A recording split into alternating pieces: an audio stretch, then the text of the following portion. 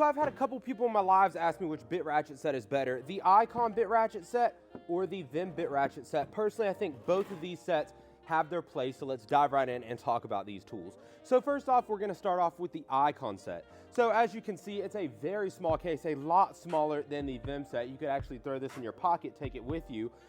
Has a lot of your basic bits in there, not nearly as in-depth bit range as the Vim set, but what you're gonna get in the Icon set is some positive drive Phillips, standard hexes, regular Phillips, metric hexes, a 1/4-inch drive adapter to turn your little bit ratchet into a 1/4-inch ratchet.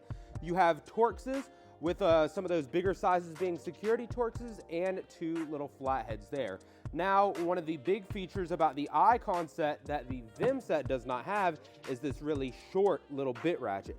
The one in the Vim set is a good bit longer, as you guys can see. So if you need that leverage, you're gonna want that Vim ratchet. If you need to get into really, really tight areas, you're probably gonna want this Icon ratchet. It is locking flex, push that little button, you can flex it. It does have knurling on the ring, so you can grab it, kind of spin it by hand, which is very, very cool.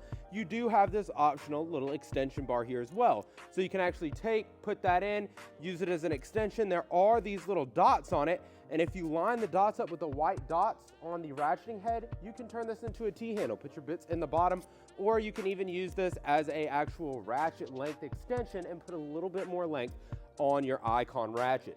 This set is a lot more affordable than the Vim set, but it does have a lot less stuff, and it does have a lifetime warranty at Harbor Freight. Now, let's talk about the Vim set. So it's got the same sort of features as the Icon one. You've got your big locking flex head bit ratchet. It does have the knurling on the top, so you can spin it by hand. The T-handle that can be used as a, lined up with the dot, uses a T-handle extension. You can use it as an actual ratchet length extension. You do have a lot more bits, as you guys can see. So a couple of bits that you're gonna get in here that you're not gonna get on the Icon. You're going to get some triple squares, some Torx Plus, mortar Q, square bits, clutch bits, and you're gonna get a larger variety of Phillips, Torxes, flatheads, those sort of bits like that. So a lot more in depth on the bit thing.